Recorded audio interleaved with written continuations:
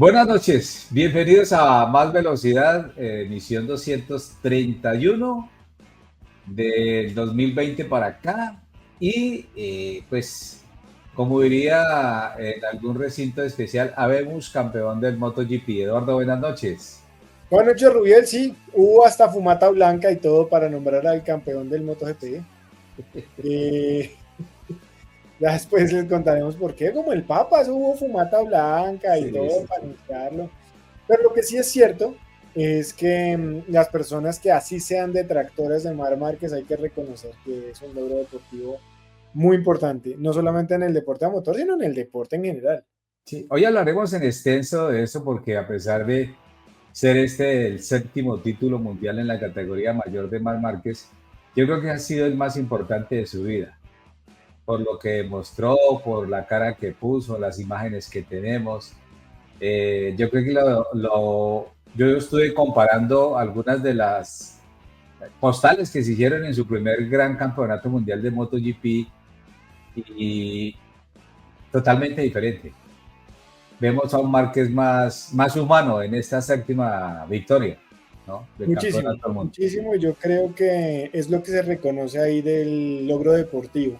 Más allá del campeonato mundial, es toda la historia que venía detrás y la imposibilidad que se suponía tener el campeonato mundial en este momento. Sí. También conversaremos con Eduardo de la muy buena presentación inteligente.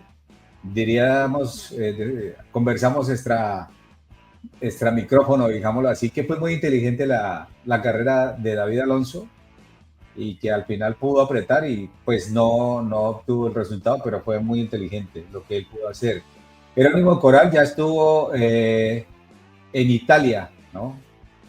En Cremona, participando en el Car Trophy, que usted nos adelantará o más bien nos dará la información más adelante. Y el balance de lo que fue la segunda presentación del GP Colombia, 700 motociclistas, una gran cantidad de marcas y una muy buena cantidad de monomarcas compitiendo, ¿no? Sí, bien, bien. Eso es lo importante. Pero hablando de todo un poco, veamos la imagen del día, que debe ser evidente. Claro, es evidente, pero fíjese que no es, la escogimos aquí en Más Velocidad porque no es la de él con la copa, ni la de él con los papelitos de la celebración, sino yo creo que en el momento en que se quitó como 5 toneladas de los hombros. Sí, y además estaba conteniendo el llanto y las lágrimas, porque ese gesto que tiene ahí de contener una explosión, ¿no? Una explosión. Que creo que Pero, ya tuvo que tener en privado porque él la necesitaba. sí, claro, claro, claro. Yo creo que la emotividad del campeonato de Márquez este año ha sido lo que lo ha hecho diferente incluso al primero que obtuvo. Sí, claro. Yo creo que es, digamos, la parte más importante para él como ser humano. Eh, y lo que tuvo que pasar, que más adelante daremos algunas pequeñas pinceladas de lo que tuvo que pasar y suceder para llegar a este séptimo título, ¿no? Después, cuando Es así, estemos señor. hablando de la MotoGP. Ujú.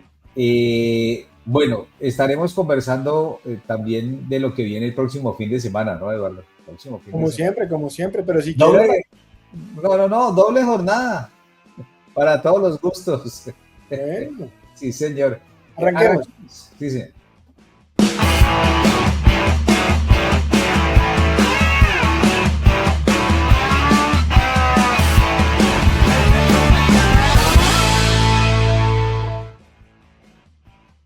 Estamos en más velocidad y hablemos de la muy buena presentación de David Alonso, que estuvo corriendo el Gran Premio del Japón de la Moto 2. Recordé que el 6 de octubre del año pasado se coronó allí en este escenario como campeón de la Moto 3, ¿no? El año pasado había festejo, este año no lo hay porque es un año de aprendizaje en la categoría.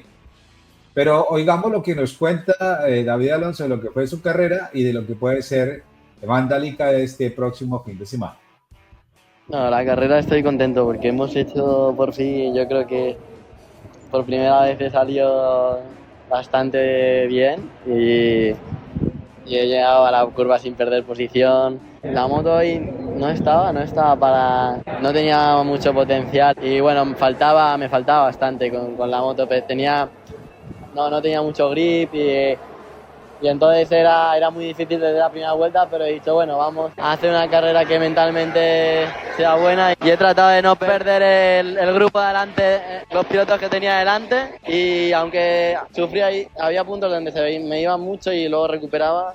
Pero bueno, he conseguido ahí no perder la estela de los de adelante y poder luchar este podio hasta el final, que hoy no era el día porque ya te digo, no. Lo único que quería era pasar lo más cerca posible del podio, si se podía bien, pero sí que hoy si hubiese arriesgado más me hubiese caído porque ya iba muy al límite, pero sí que quería estar bien pegadito y acabando a 5 segundos del primero en 22 vueltas. Si siempre cogemos esa constancia, pues entendemos, o sea, los datos son de más calidad y podemos seguir mejorando. Indonesia pues es un poco ir con la línea de empezar activo, es un circuito donde con la Moto 2 las curvas rápidas, esas curvas rápidas pues seguro que será muy físico y con el calor, así que habrá que estar mentalizado para eso, que físicamente será dura y nada, intentar seguir pues con la goma nueva sacándole provecho para ser competitivo y luego pues nada, pues cogiendo ritmo. Hay que decir que estuvo peleando con Diogo Moreira, el brasileño, por la última posición del podio, pero cuarto a muy escasas 49 milésimas. Y creo que se lo hubiera podido pasar. Lo que pasa es que está jugando mucho más inteligentemente David Alonso. No se está dejando llevar de la emoción y está siendo conservador porque, bien lo dijo, está aprendiendo. Sí, y en una parte él dijo que estaba sobremanejando la moto y que evitó pues precisamente tener una caída. Bueno, ¿usted se acuerda que hace 8 días hablamos del FIA Karting Academy Trophy Junior 2025, que lo que tiene es nombre? Sí, señor. Allá iba a competir Jerónimo Corral, el kartista colombiano, en Cremona, Italia, ahí de donde estaban de Japón, ¿sí? No, por eso esa variante sí está larga. Oh, esa es larga. Sí. Ahí toca parar y comer pan de bono ahí en Mongolia y todo. Sí. Entonces había que preguntarle a Jerónimo Corral cómo le fue allá en Cremona en el Karting Academic Trophy de la FIA, y esto es lo que nos pudo contar. Bueno, acá ya acabamos de acabar nuestra participación en el Six FIA Academy Trophy 2025. La verdad tuvimos unos muy buenos resultados, obviamente siempre feliz de dejar este país bien alto como se pueda. La verdad tuvimos unas muy buenas participaciones, tuvimos unas muy buenas carreras, mucho aprendizaje más que todo, que es lo que estaba buscando básicamente. Ahorita acabamos de acabar el último round en Cremona, en Italia, quedamos 21 de 50 pilotos, un resultado bastante bueno, pues la verdad es bastante bueno para estos momentos y nada, muy feliz de siempre dejar a Colombia en lo más alto. Quiero agradecerle al Automóvil Club de Colombia por dejarme este espacio para poder representar a mi país, a la Federación Colombiana y nada, a dar lo mejor para siempre. Gracias. Una pausa y ya regresamos a Más Velocidad. Estamos de nuevo en Más Velocidad y el próximo 8 de octubre, John Alexander López Castañeda estará probando en España o haciendo pruebas con la Red Bull Rookies Cup para la temporada 2026. Recuerda usted que con esta ya es la segunda oportunidad que tiene el joven piloto colombiano que vive en España, lo que quiere decir que ese semillero o los que están trabajando sobre ese semillero vieron las condiciones y el progreso de John Alexander. Recuerde usted que ese es el primer escalón para entrar en el mundo del motociclismo, en la élite del motociclismo mundial. Es el camino para el mundial, sí. Sí. Él iba cogiendo el afán y viene corriendo, John Alexander. ¿Qué más, amigos de Más Velocidad?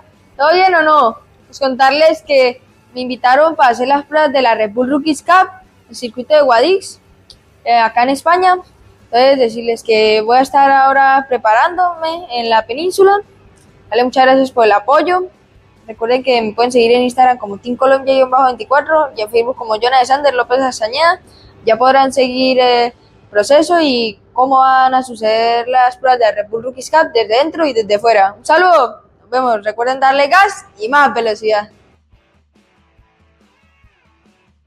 Ojalá Rubial cuando él llegue al Mundial y al MotoGP y todo eso, siga diciendo lo mismo. Ah, no, eso sería para nosotros muy importante. Sí, ojalá. Eso me hace el día. Sí, sí, señor. Bueno, yo lo voy a traer de allá, de ese aburrimiento en el que él estaba con un barco en el mar. Y me lo voy a traer para el autódromo de Tocancipá, pero ahí no me lo puedo traer por la variante porque primero hay que llegar al puerto. Sí, toca coger chalupa y después del puerto para acá, sí. Entonces él ya venía en el barco, entonces nos ayudó ahí con eso. Se realizó la segunda válida del GP Colombia de motociclismo y entonces le preguntamos a quién, a Carlos Ramírez, que es el presidente de la Federación Colombiana de Motociclismo, para que nos entregara el balance de cómo les fue con los más de 700 pilotos.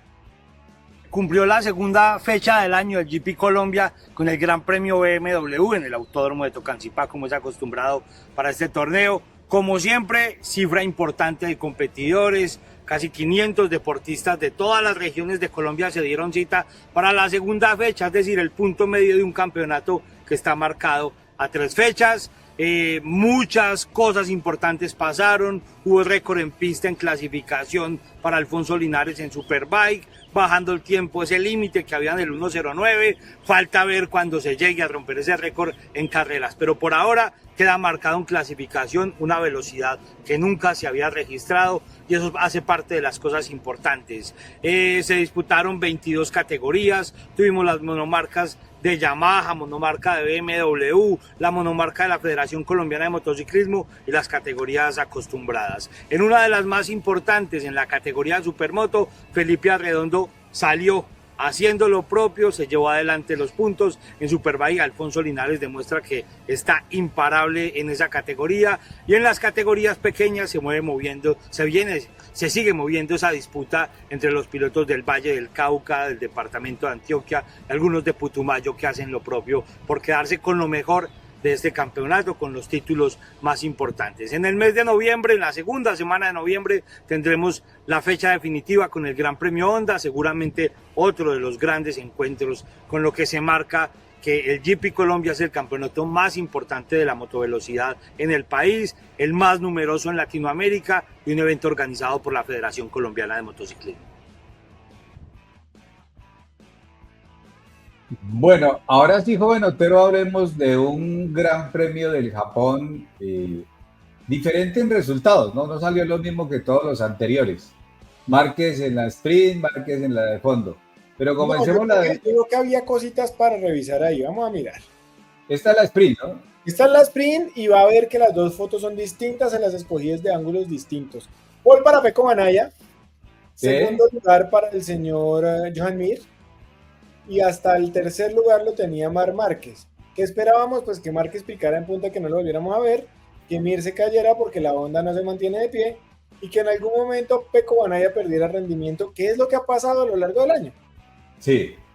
Sin embargo, la largada fue muy buena, los 3 primeros quedaron en los 3 primeros lugares, y pasó una cosa que yo creo que marcó la sprint, fue que el señor Jorge Martín se pasó en la frenada de la curva 1, se lleva puesto a su compañero de equipo, a Marco Bezzecchi. Marco Bezzecchi. Marco queda muy golpeado, pero queda mucho más golpeado Jorge Martín, que pues, se fractura la clavícula derecha. Sí, señor. Y la verdad yo estuve viendo varias veces ese ranking, fue una sobremanejada de Martín, la que lo llevó a... Salió como un cohete, pero no tenía pues el control de la moto en el momento de llevarse a Bezzecchi. Hay una toma y él frena por lo sucio y claramente pues la distancia de frenado disminuye, aumenta notablemente, o sea, la capacidad de frenado disminuye. Cuando usted frena por lo sucio de la pista y no hay mucho que hacer. Sí. Márquez estaba haciendo unas carreras, un fin de semana realmente muy, ¿cómo decirlo? Precavido, medido, mesurado, porque él estaba pensando en su título mundial. Sin embargo, pues le pasó a Johan Mir, porque Mir, pese a que estaba en la casa de Honda, tampoco tenía la moto para pelear contra una Ducati. No se notó tanto en el sábado, pero la sobremanejó todo lo que pudo, ¿no? Sí. Sin embargo, hubo una pelea muy interesante con Pedro Acosta, y yo creo que tiene moto para pocas vueltas. Hay un punto donde esa KTM empieza a perder sustancialmente, y Pedro lo sufre. Mire la distancia, que tenía Pecco Bagnaia, con Marc Márquez, que en ese momento ya iba segundo, Pedro Acosta, Joan Mir. Y Morbidelli venía allá atrás. Estaban dando. Cuentan los que cuentos cuentan, Sí. cosa que no se ha confirmado, que Pecco Bagnaia está en una moto 2024 con carenado y motor 2025. Que el chasis 2024 le es mucho más estable, porque la moto 2025 lo único que la puede llevar es Marc Márquez, tal y como lo vimos en Honda. Espero que Ducati se dé cuenta antes de tiempo. Y parece que le pusieron un chasis 2024, se la vistieron de 2025, le pusieron motor 2025 y él se siente mucho más tranquilo. Sí, hay una gran diferencia entre la moto 2024 y 2025 a favor de la 2024, ¿no? Entonces, pues esa prueba la hicieron y vamos a esperar lo que viene de aquí en adelante con don Francesco Bagnaia, que ojalá pues pueda disputarle las últimas carreras de la temporada a Marc Márquez. Sí, aquí además del saludo entre Pecco Bagnaia y Marc Márquez, que tenía su casco blanco con el muñequito sin un ojo pintado, que por fortuna lo puede quitar. Si usted ve las motos físicamente, en cuanto a carenado se refiere, son idénticas. Sí, exactamente. Pero Pecco Bagnaia se había quejado muchísimo de la moto 2025 en cuanto a estabilidad. Si usted se fija un poquito más allá del fondo, si usted ve debajo de donde iría la luz en una moto de calle, hay unos alerones que tiene Marc Márquez muy cerrados y Pecco Bagnaia más abiertos. Eso es lo que está haciendo dudar a todo el mundo de que sea la misma motocicleta 2025. No, lo que pasa es que cada uno los acomoda a su estilo, ¿no? Y eso entonces, también. Ahí la cosa se pone buena. ¿Cómo quedó la sprint?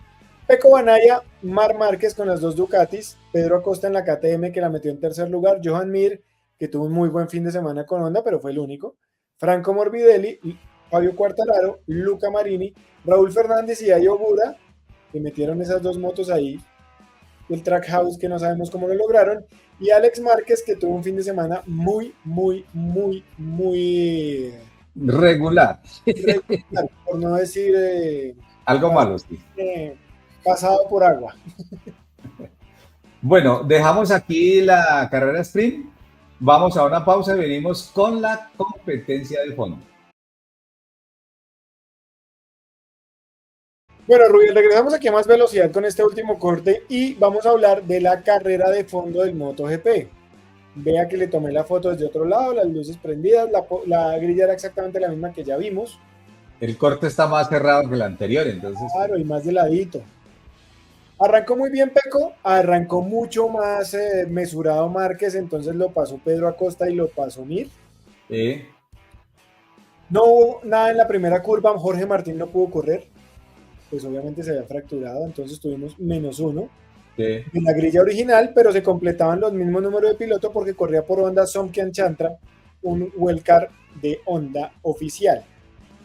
Iba tan nervioso Márquez, porque aquí ya Pecco picó en punta, que se pasó en una curva y se le acercó muchísimo Joan Mir, que también iba parado en las pestañas, no iba agarrado de las buenas intenciones porque la moto pues no tenía. En un momento cualquiera yo creo que se relajó un poco Marc Márquez, ya se dio su propia terapia y dijo que no iba a ir por la punta. Empezó a manejar mucho más tranquilo, pero eso le dio para pasar a Pedro Acosta, que lo que le digo, tiene moto para unas vueltas. Sí, las KTM, decía Pedro Acosta, que en un momento todas se vieron en el mismo embudo y perdieron el rendimiento, ¿no? Y no se explican por qué. No saben por qué.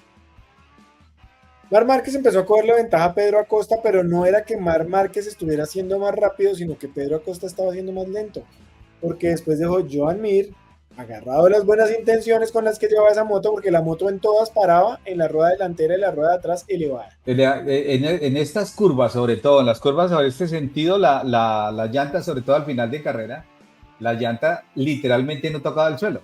No tocaba. Solo era la llanta delantera la que tocaba. Era increíble cómo la estaba manejando Mir. Mis respetos, eso sí, pero muy riesgoso, ¿no? Sí, sí. Además estaba en la casa de Honda, tenía que dar el todo por el todo.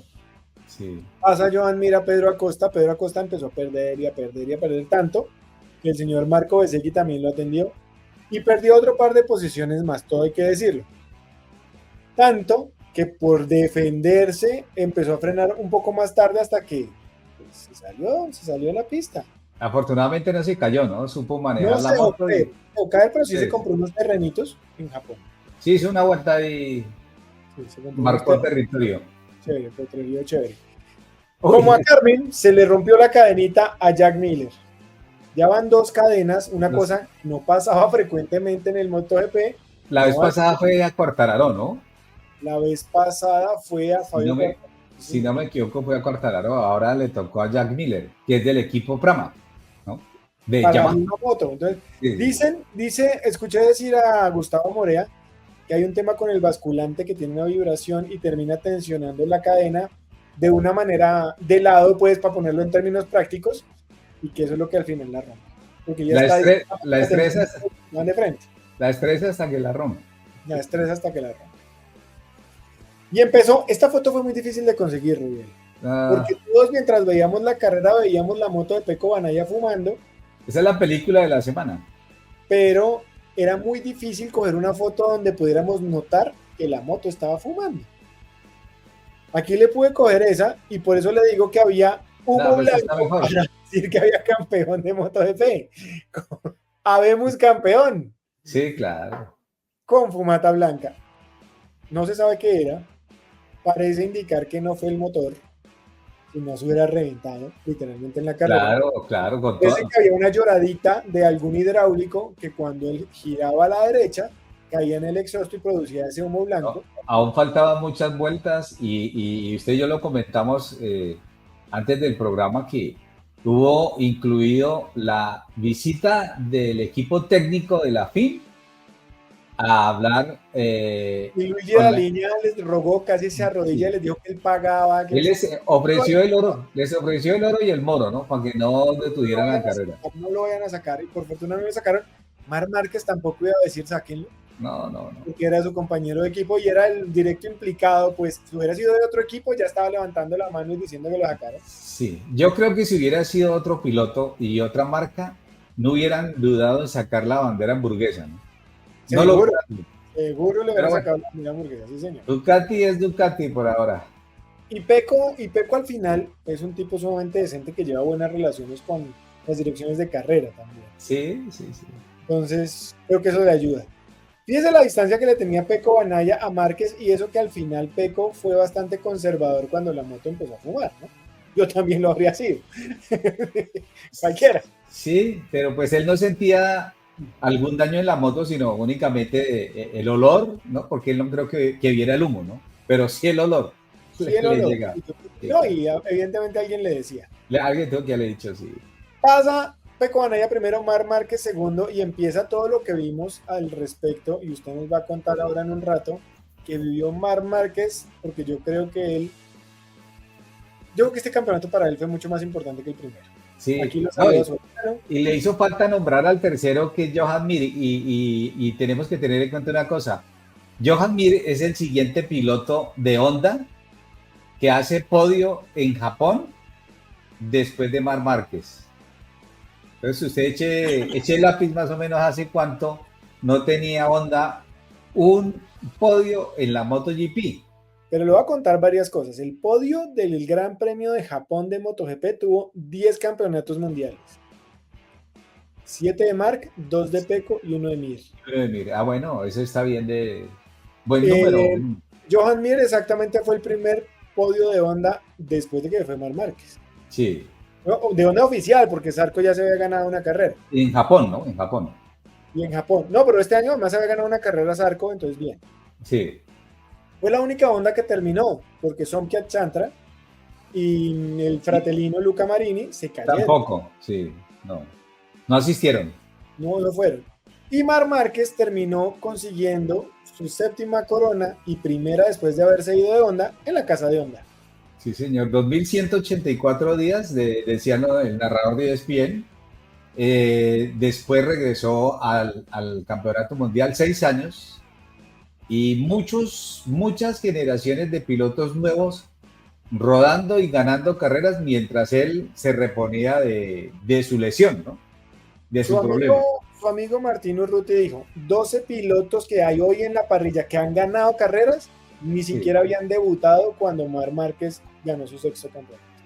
Yo entre ellos, si no me falla la memoria, obviamente Pecco Banaya, que ha ganado 2 campeonatos. Pecco, Jorge Martín, que es el actual, bueno, era el campeón actual, ahora ya es otro. Marco Bezzecchi, que también ha ganado carreras. Eh, ¿Quién otro? Bueno, Alex Márquez, que aunque la ganó este año, tampoco había ganado carreras, ni había debutado en MotoGP. ni había debutado. ¿Quién más de los que están por ahí? 4 campeones mundiales, Sí, de los cuales ninguno había debutado. Joan Mir, Jorge sí. Martín, Pecco Banaya Y Fabio Quartararo. Son 4, sí. 4. De hecho, empezaron los problemas de Marc Márquez en el año 2020, en las 2 pocas carreras que pudo hacer, que las ganó precisamente Fabio Quartararo, que a la final se coronó campeón, ¿no? En 2020, en una temporada que arrancó por allá en julio por el tema de la pandemia. No sé si usted se fijó en un relato que hubo de toda esta historia médica de Marc Márquez. Y él dice que haberse vinculado nuevamente al MotoGP después de la cirugía que le hicieron del húmero fue su peor error. Pero la manera como se dio cuenta y es que se levanta un día en la madrugada y su brazo no responde a lo que él le dice. Y él va donde su fisioterapeuta y le golpea a las 3 de la mañana y le dice, venga, yo estoy intentando mover el brazo y el brazo... No lo mueve. Y el fisioterapeuta lo coge y le dice, es que el brazo está colgando, está roto. O sea, está colgando literalmente el brazo, no hay nada que hacer. No, fueron muchas cosas, Eduardo. Aquí duraríamos horas hablando de eso, pero fueron 6 años, 5 cirugías, ¿no?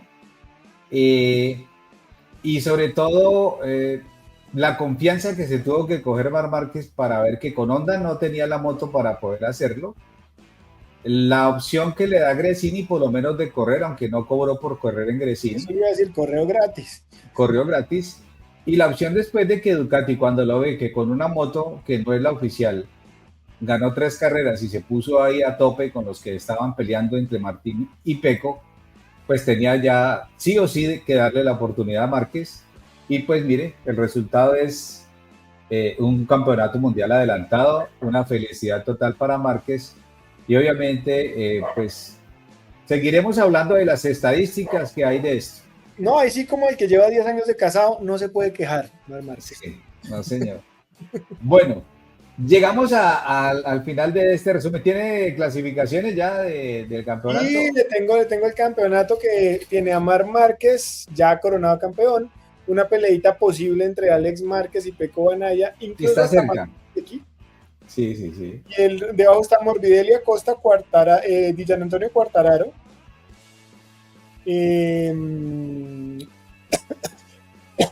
Federico Aldeguer y Johan Zarco. A ver qué pasa. A ver qué pasa ahí. A la hora de los resúmenes, Fermín Aldeguer, que era el español que venía a Gresini, a Ducati, pues no ha desentonado, está dentro del top 10, ¿no? Sí. No, bien. Y además tiene una moto 2024 raza. Sí, sí, sí. No está mal. No lo hace mal. Vamos a un par de noticias antes de cerrar esta edición de Más del Extremo. ¿Usted reconoce la foto del señor? Claro, Mick Schumacher, íntimo amigo de nuestra Tatiana Calderón, además. Sí. Ve la opción de poder seguir corriendo en monoplazas, porque acuérdense que él está corriendo el hueco, ¿no? Sí. Alpine. Pero él lo que quiere hacer es volver a los monoplazas, pero ve que en la Fórmula 1 pues ya está muy complicado. Entonces el próximo 13 de octubre en el Día de San Eduardo, le quiero contar. 13 de octubre es Día de San Eduardo. El día 13 de octubre, el día de San Eduardo, estará en Indianápolis haciendo las pruebas, ¿no? Que hacen grupales ese día para la visita. En el circuito, sí. En el circuito, sí, sí. ¿Y óvalo no lo dejan todavía? No, en el circuito de Indianápolis, no, óvalo no. Y lo harán con el equipo, el nombre es lo que... Reinhard Laningan, sí, que ha demostrado una mejoría, sobre todo en esta última temporada. Es el de Bobby Rahal y David Letterman. Sí, señor. La otra noticia, señor Otero, para cerrar. Bueno, el señor Jorge Martín, después de su caída en el Gran Premio de Japón, lo operaron ayer de la clavícula derecha. No puede correr con Aprilia en el Gran Premio de Mandalika. Va a correr Aprilia solamente con Bezzecchi, pero se está especulando quién lo va a reemplazar en la siguiente, porque por reglamento no pueden sino fallar una carrera y eso porque está muy cerquita. Sí, yo creería que debería estar Martín porque viene la próxima que es seguida, pero hay un descanso para antes de las 4 últimas carreras. Lo que está claro es que no ha sido un buen año para el campeón defensor. Pésimo. No medio malo, pésimo, la verdad. No ha sido un buen año para el campeón. Bueno, agenda para el próximo fin de semana, señor Otero. Gran Premio de Singapur de la Fórmula 1 tendremos el viernes práctica 1 a las 4:30 de la mañana, práctica 2 a las 8, ahí llegando a la oficina. Sí. Sábado práctica 3 a las 4:30 de la mañana, clasificación a las 8 y domingo carrera a las 7 de la mañana. Y MotoGP. MotoGP vamos a tenerlo en el circuito de Mandalika, no estamos diciendo ninguna grosería por si acaso. Práctica libre 1 viene mañana faltando un cuarto para las 10 de la noche. Sí. Luego viene el viernes a las 2 de la mañana, práctica 2 a las 9 y 10 de la noche, quali 1 el viernes también faltando 10 para las 10 de la noche, quali 2 a las 10 y cuarto de la noche, la carrera sprint viene siendo el sábado a las 2 de la mañana, con el warm-up el sábado a las 20 para las 10 de la noche y la carrera a las 2 de la mañana del domingo. La pueden pasar derecho sin problema. Precioso horario. Sí, muchas gracias a usted, don Eduardo, por su trabajo y a nuestros seguidores que están aquí en nuestras redes sociales, ¿no? Que usted pues se las tiene aquí rodando, ¿no? Durante el programa para que nos sigan, comenten, nos hagan las preguntas respectivas que el próximo miércoles estaremos respondiendo. Muchas gracias, nos vemos el próximo miércoles.